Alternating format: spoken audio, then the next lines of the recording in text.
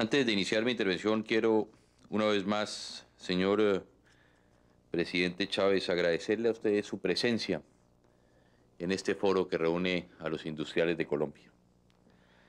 Desde allá en Guyana, cuando hicimos en buena parte nuestro cronograma de trabajo, siempre resaltamos la importancia de la posibilidad, y hoy gracias al destino usted nos acompaña, de que compartiera, como lo hizo en el día de hoy, en la noche de hoy, con los empresarios de Colombia. Igualmente ese fue mi compromiso. Tuve oportunidad de estar con Lope Mendoza y con Pedro Carmona allá en Valencia, compartiendo también con ellos en un desayuno con los empresarios de Venezuela propuestas y los temas de la integración. Y ya lo dijo usted, señor presidente Chávez, en más de 6 ocasiones hemos tenido la oportunidad de reunirnos, de compartir.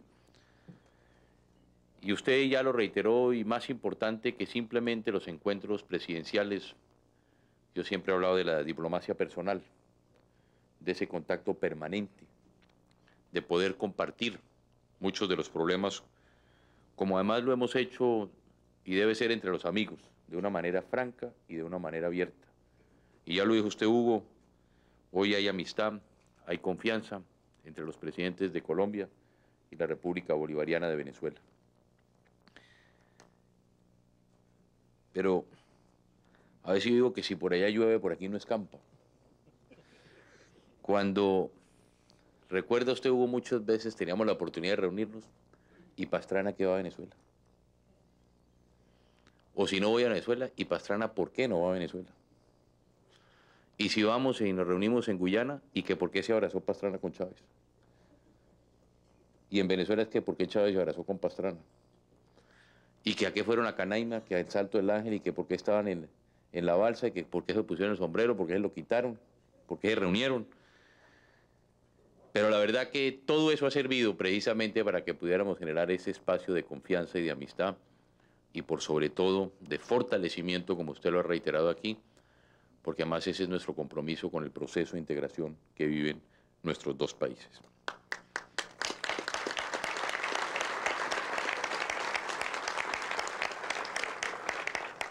Y aquí, presidente Chávez, para agradecerle fundamentalmente 3 temas en los cuales yo considero son importantes.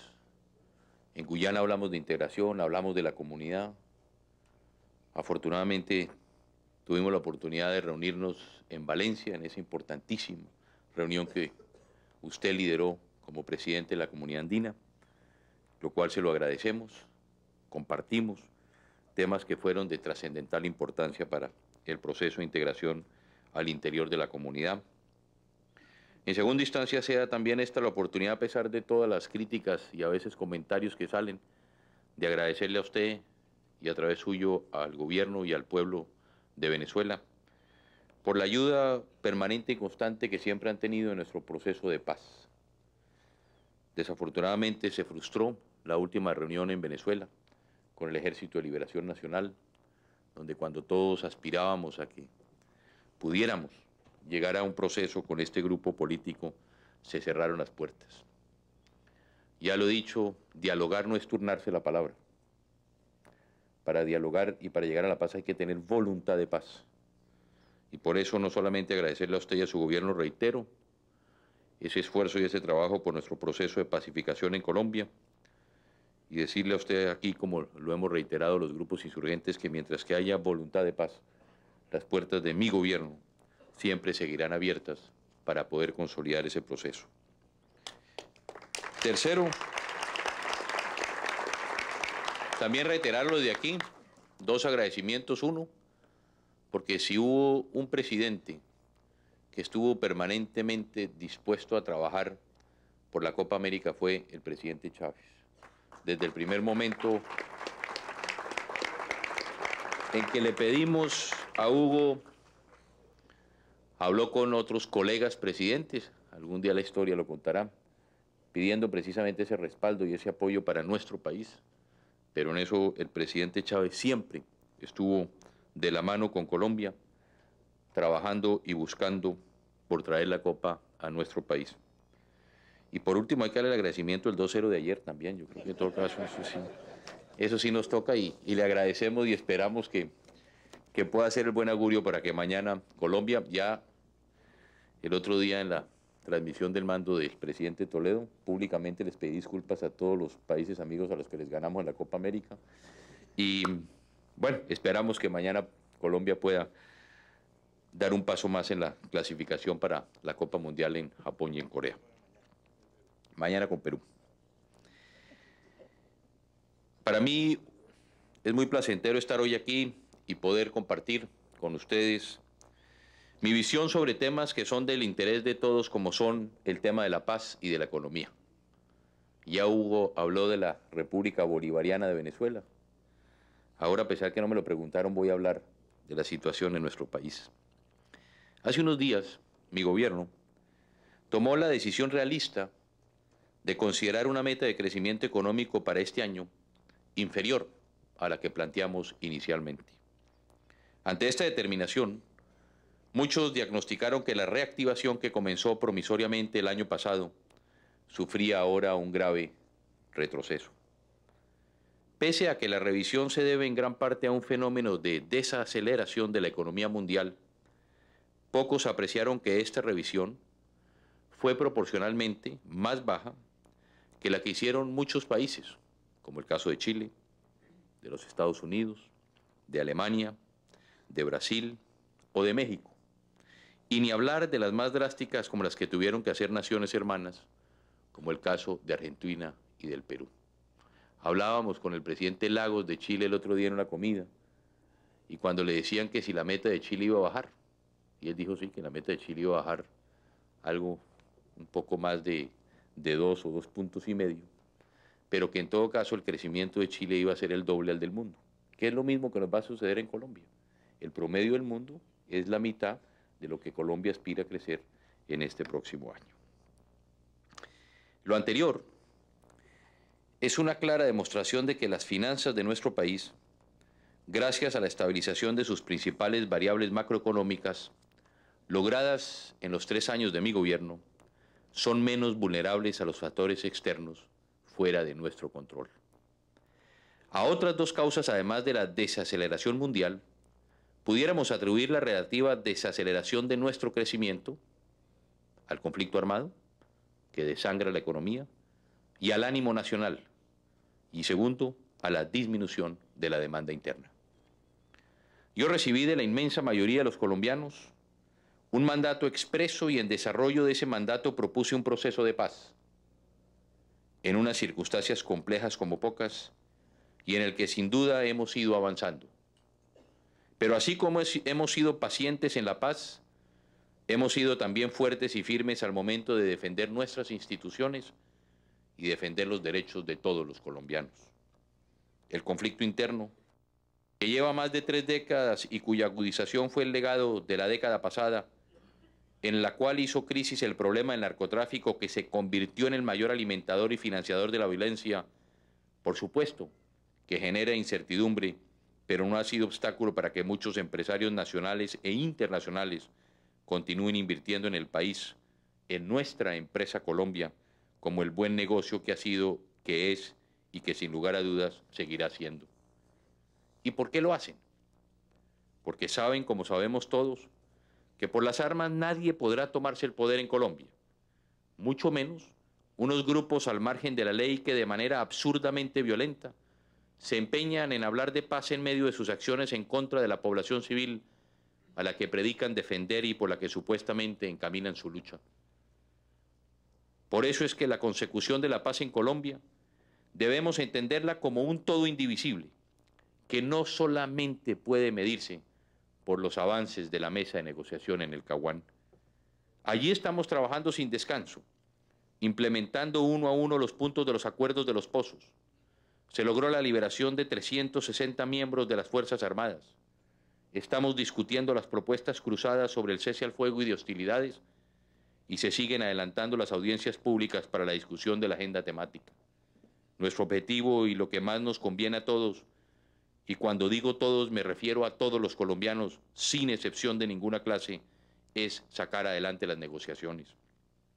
Pero la paz es un proceso mucho más amplio e integral, y la evaluación de cómo vamos en él debe incluir también otros factores de vital importancia que van más allá de la sola negociación con los subversivos.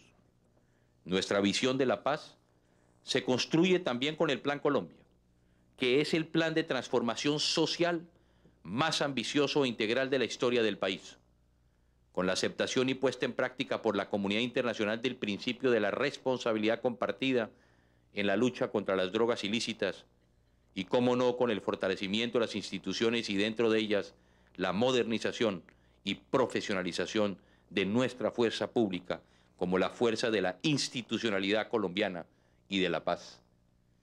El Plan Colombia, en efecto, está comenzando a transformar el país, particularmente en las zonas más afectadas del conflicto. Dentro de él, más de 2 billones de pesos están siendo destinados a la puesta en acción de las herramientas para la paz, 4 programas de alto impacto social, generadores de bienestar, de calidad de vida y de empleo, familias en acción, empleo en acción, jóvenes en acción y vías para la paz. Los más débiles han sido y seguirán siendo la obsesión de mi gobierno. Por ellos es por quienes el Plan Colombia trabaja y estará trabajando. Tal vez ellos no son noticia, y por eso los colegas de los medios no están presentando cuántos colombianos humildes están trabajando en obras comunitarias, cuántos colombianos están trabajando en los caminos vecinales para su propio beneficio. No hablan de las madres de estrato 1 que están comenzando a recibir sus subsidios. No registran ni es noticia lo que hacemos en el Putumayo, en la Orinoquia, en el sur de Bolívar, en tantas zonas apartadas y olvidadas del país donde prácticamente nunca había llegado el Estado, pero donde estamos comenzando una revolución social positiva cuyos frutos estamos recogiendo. Esas noticias no brillan, pero también son las noticias de esa otra Colombia que no es la de Bogotá, Medellín, la de Cali, la de Barranquilla, Bucaramanga o demás capitales importantes. Al finalizar mi gobierno, habremos generado a través del Plan Colombia 150.000 empleos transitorios mediante el apoyo a proyectos de infraestructura física, beneficiando a 234.000 familias, 234.000 familias con subsidios para educación, para salud y nutrición de los niños, y capacitando a 52.000 jóvenes en oficios semicalificados. Entre tanto, con Vías para la Paz del Plan Colombia vamos a invertir más de 1.1 billones de pesos en la pavimentación y mejoramiento de más de 2.000 kilómetros de carreteras en las zonas más críticas del conflicto, incluyendo una mejora sustancial en las rutas fluviales. Esta es una cifra de inversión sin precedentes en el país, que se ejecutará en los próximos 3 años y que sobrepasa, óigase bien, en más de 4 veces las inversiones que en este tipo de obras de infraestructura vital se han realizado en los últimos 20 años en nuestro país. Eso, señoras y señores, es paz. Eso también es paz. Súmenle en lo anterior el respaldo que hoy tiene Colombia en la comunidad internacional, que acompaña, como lo ha hecho Venezuela, respetuosa de nuestro proceso, que apoya nuestros programas sociales en desarrollo del principio de la corresponsabilidad. Como lo dije en mi discurso ante el Congreso de la República, más de 3.600 millones de dólares de aportes y créditos del exterior para la consolidación de las instituciones colombianas son palabras mayores y sobre todo nunca vistas antes en nuestro país. Súmenle el trascendental crecimiento de nuestra fuerza pública, que tampoco se habla, en hombres, en equipos, su profesionalización, su cada vez más contundentes resultados operativos contra los violentos, vengan de donde vengan, y su buen desempeño y su capacitación en el campo de los derechos humanos y del derecho internacional humanitario. No lo digo yo, lo dicen las cifras y son contundentes. De 22.000 soldados profesionales que teníamos en 1998, cuando inicié el gobierno, de los cuales 10.000 estaban cuidando la infraestructura eléctrica y energética de nuestro país. 10.000 soldados profesionales. Hoy, al finalizar este año, contaremos con 55.000, 150% más en tan solo 3 años. De 55.000 soldados regulares que tenía al iniciar en mi gobierno, hoy contamos con 73.000. Y en el año 2004, en lo que he denominado el Plan Fortaleza, pasaremos de 55.000 soldados regulares y vamos a contar con 103.000. En total, el pie de fuerza entre 1998, cuando recibo el gobierno, y el 2004, se habrá duplicado, llegando a los 160.000 efectivos en un esfuerzo por consolidar la defensa de nuestras instituciones. Pero además, estamos cuadruplicando nuestro número de helicópteros, los números de helicópteros pesados artillados, pasando de 4 a 16 en este año, y más que duplicando nuestro número de helicópteros de transporte, pasando de 82 a 170. Estos son los esfuerzos por consolidar la presencia institucional del Estado y como tales son también esfuerzos por consolidar una paz duradera. Entonces, bajo esta mirada objetiva llena de hechos concretos y contundentes, podemos hablar de cómo va la paz en su concepción integral. Y entonces sí podremos decir con convicción que estamos avanzando en la solución de un problema complejo que no se puede evaluar con criterios simplistas ni basados únicamente en las noticias de violencia que producen los grupos al margen de la ley.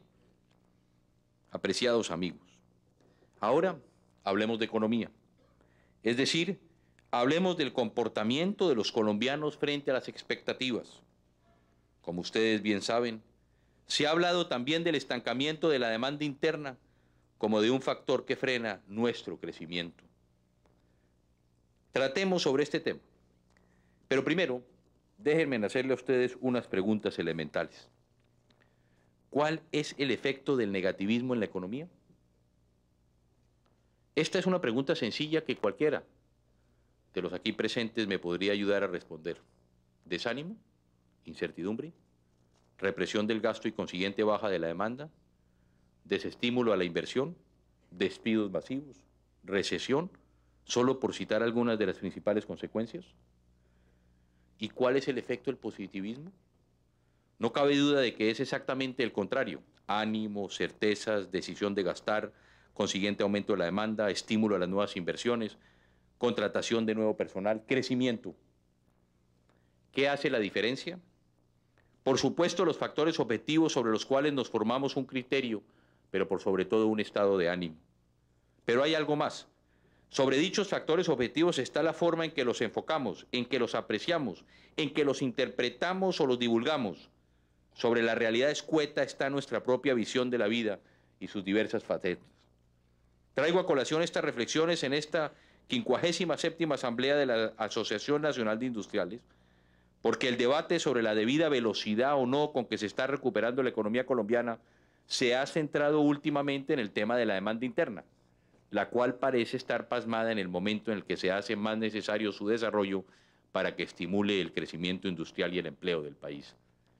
La demanda interna, si lo pensamos bien, es una variable que depende, como en el fondo ocurre con todas las variables económicas, del comportamiento de los seres humanos y muy particularmente de la forma en que afrontan e interpretan su realidad. Si somos negativos o positivos, si partimos de una base crítica o constructiva, eso es lo que hace la diferencia en el momento de tomar la decisión de consumir. Y no me refiero a la decisión de una o dos personas, sino a la decisión de un país, de todo un país que responde masivamente a la información que se le da, al estado anímico que se genera desde sus dirigentes públicos y privados, desde sus analistas y sus empresarios y desde los medios de información. Si no divulgamos las buenas noticias, si no las creemos nosotros mismos, si no obramos con base en ellas, ¿cómo podemos esperar que la demanda interna se reactive, que la gente gaste y que dicho gasto se traduzca en mayores ventas, mayor inversión y mayor empleo? El gobierno hace lo que puede, controla y estabiliza las principales variables macroeconómicas, diseña políticas y programas para estimular la inversión y la creación de empresas. Con programas sociales y de inversión pública como el Plan Colombia, generamos empleos y oportunidades, pero necesita de ustedes, señores empresarios, para que aporten su voluntad, su visión, su capacidad constructiva a dinamizar la economía. Y eso implica la firme determinación de ser positivos, de hacer eco también a las buenas noticias y de ver la realidad sin prismas que la distorsionen. Partamos primero del análisis del tema que más nos preocupa a todos, como es el tema del empleo. Pero para mirarlo hay que mirarlo en perspectiva. Cuando el desempleo se dispara, como ocurrió entre 1994 y 1998, y lo digo con conocimiento de causa porque aspiré a la presidencia de la República en aquella oportunidad, en 1994 teníamos una tasa de desempleo, presidente Chávez, del 7.4%. Manejable, casi nunca vista en la historia de este país. Y en tan solo 4 años, de 1994 al 98 pasó al 16%, más del doble.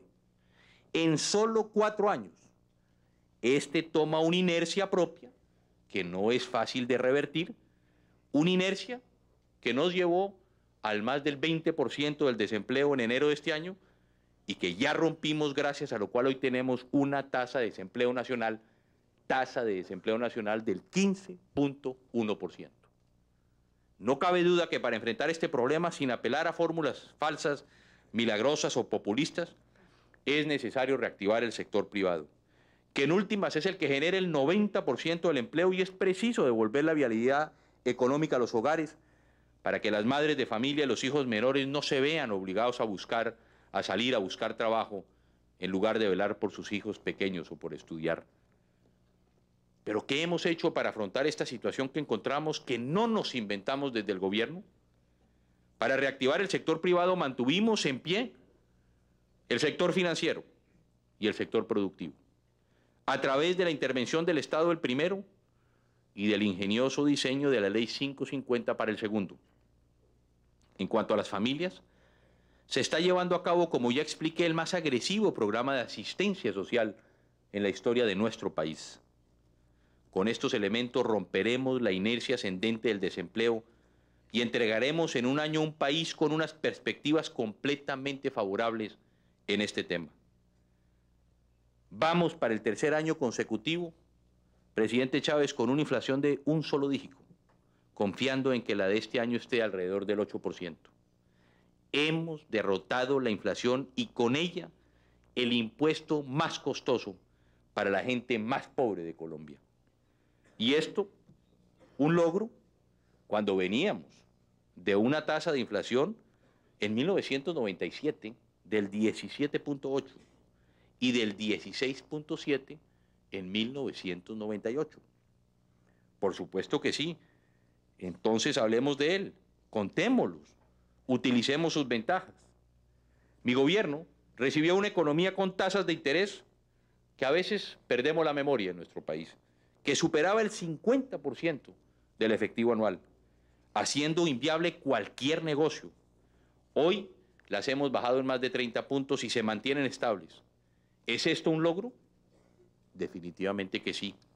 Entonces divulguémoslo, usémoslo, contémoslo, creamos en él. Teníamos un peso artificialmente revaluado que hacía más atractivo importar bienes extranjeros que comprar productos nacionales.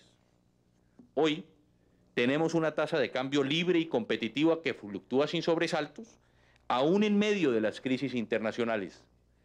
Además, las exportaciones no tradicionales están creciendo por encima del 15%, en gran parte impulsadas por el sector manufacturero. Además, estamos venciendo el contrabando, como hoy mismo los medios de comunicación por fin lo resaltan, bajando del 87% al 8% el consumo de cigarrillos ilegales, cosa que nadie creía en este país.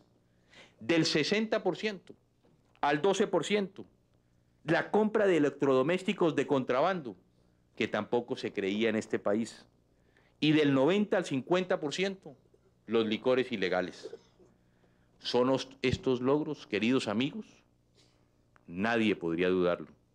Entonces, ¿por qué no creer? ¿Por qué no salir a contarlo también? ¿Es esto, pregunto yo, un logro? Claro que sí. Entonces, ¿por qué no hablar de él?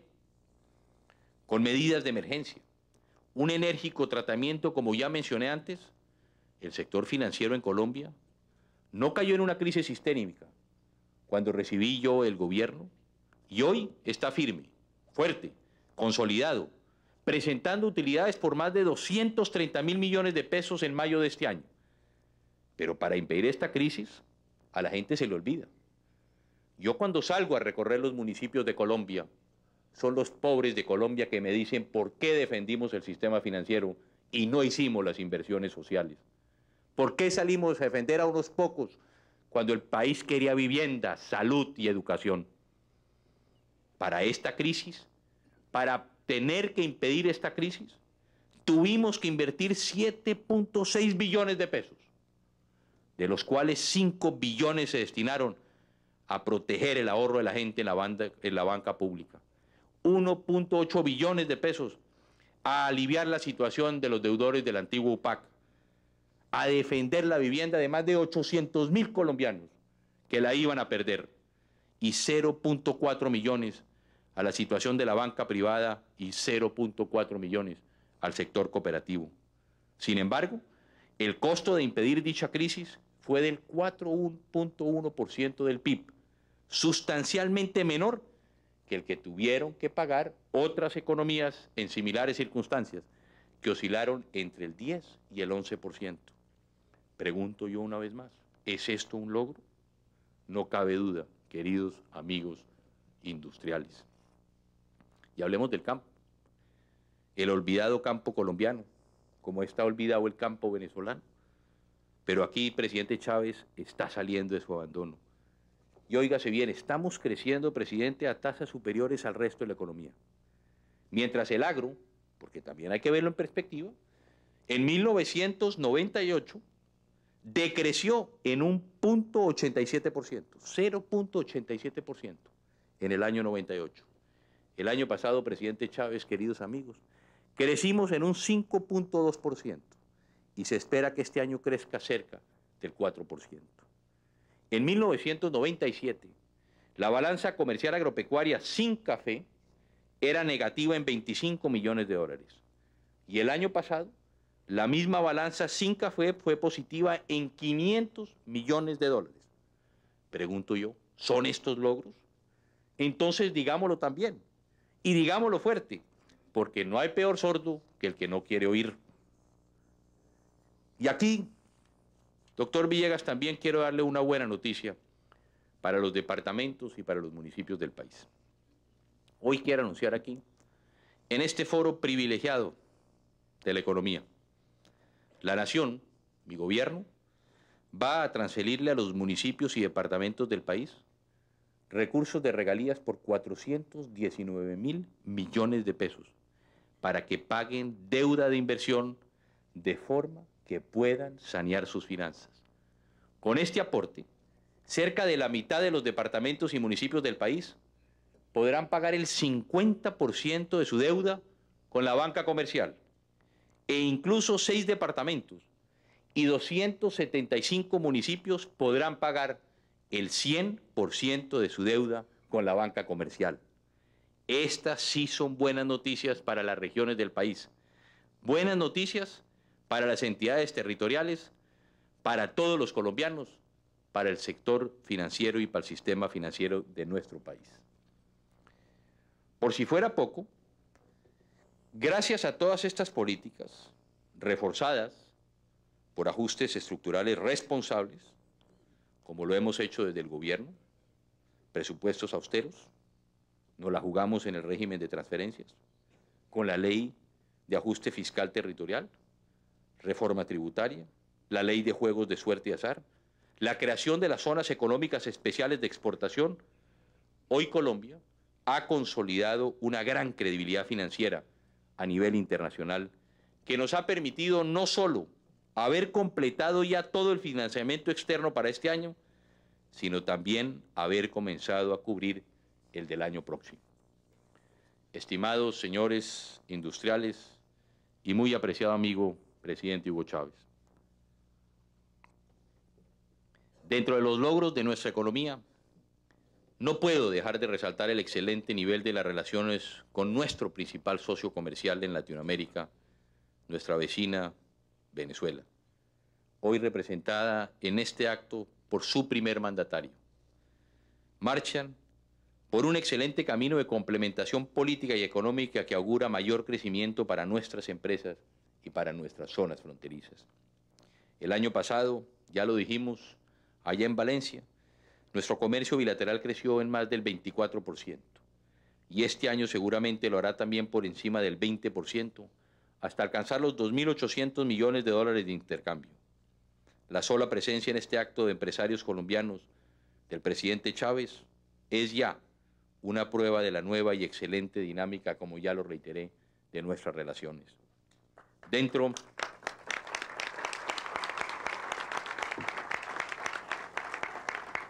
de la comunidad andina, cuya última reunión celebramos recientemente en Carabobo, hemos construido también una integración que nos beneficia a todos.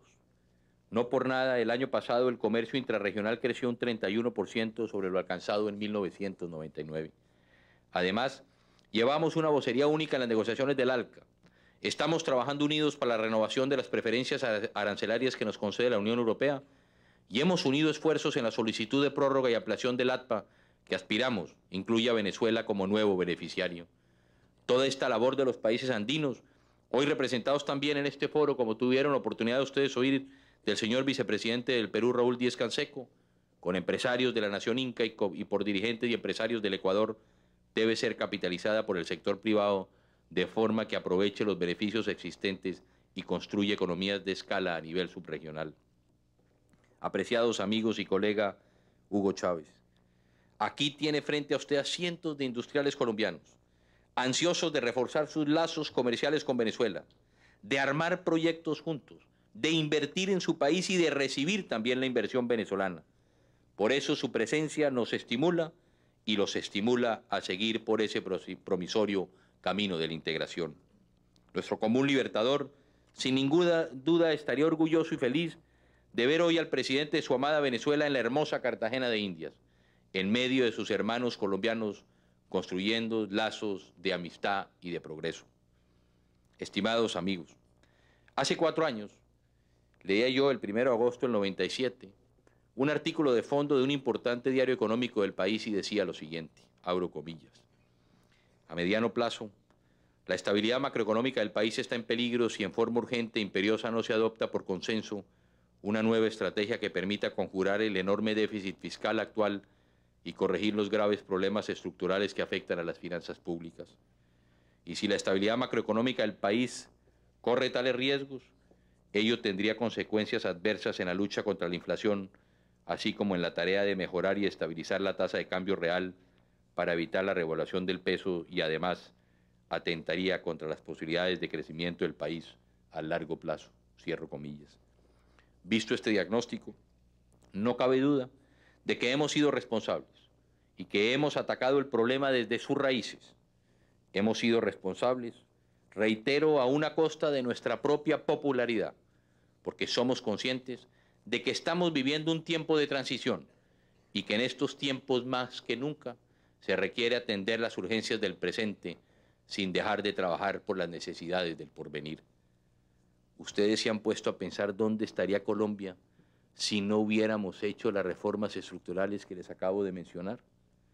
¿Dónde estaríamos si hubiéramos seguido con inflaciones cercanas al 20%, con intereses por las nubes, con un peso artificialmente revaluado, con un sistema financiero enfilado hacia una crisis sistémica, con un sistema de crédito y vivienda que hacía impagables las deudas y con el gasto público desbordado? Gracias a las reformas realizadas y a un manejo económico cuidadoso, ese escenario de pesadilla que cada uno de ustedes puede imaginar no existe. Hoy la financiación internacional de Colombia tiene unos spreads entre 500 y 600 puntos básicos, por debajo del Brasil, para dar un ejemplo. En cambio, si no hubiéramos hecho la reforma, si no hubiéramos obrado con responsabilidad hacia el futuro, hoy el spread de nuestra deuda estaría por encima de los 1.200 puntos básicos. Vale decir, sería insostenible y estaríamos sometidos a la drástica realidad de no ser sujetos de financiación internacional y de tener que despedir personal, de tener que disminuir salarios y pensiones y de cancelar toda la inversión pública. Esto es lo que hay que ver, queridos amigos, Esto es lo que hay que entender con objetividad y sin pasiones. Esto es lo que estamos en la obligación patriótica de divulgar, de contar y de evaluar para que cada colombiano entienda la importancia de tener una economía estable, de una economía creciente como la que hoy tenemos, después de venir de donde veníamos y a pesar de nuestro conflicto interno.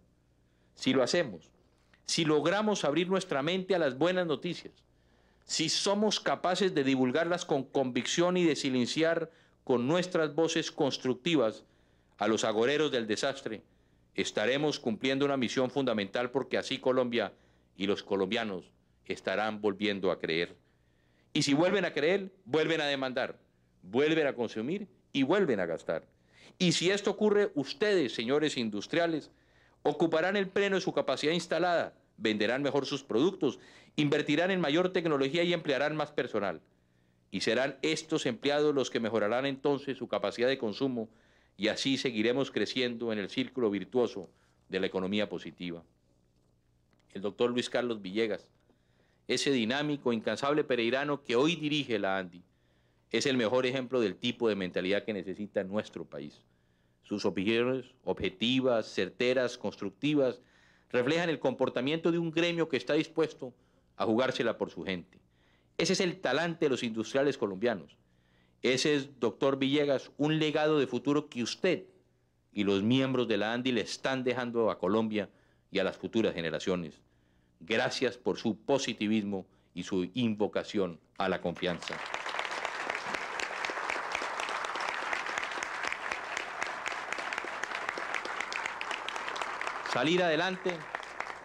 Salir adelante depende de nosotros, solo de nosotros. Las condiciones están dadas y no hay excusas para seguir sucumbiendo al pesimismo contagioso de los que solo ven las noticias de sangre. No podemos, como parecen sugerir algunos, optar por el suicidio como solución a la muerte. Colombia y todos los países del mundo, pensemos no más en la Europa de la posguerra, han surgido muchas veces de situaciones peores y esta no va a ser la excepción. Pero necesitamos de un motor de arranque y ese motor es la capacidad para conocer, de creer y divulgar las buenas noticias de la paz entendida en su concepción integral y las buenas noticias de la economía. Al iniciar mi intervención les hablaba de la diferencia entre una economía signada por el negativismo y otra por el positivismo.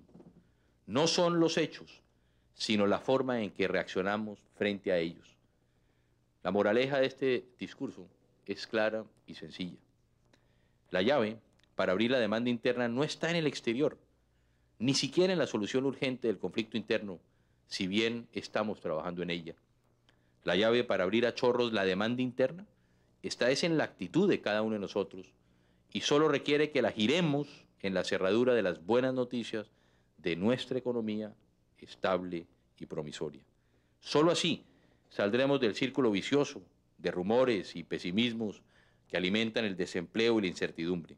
Solo así nos haremos dignos de llamarnos dirigentes de un país que está lleno de razones para aferrarse a la esperanza. Muchas gracias.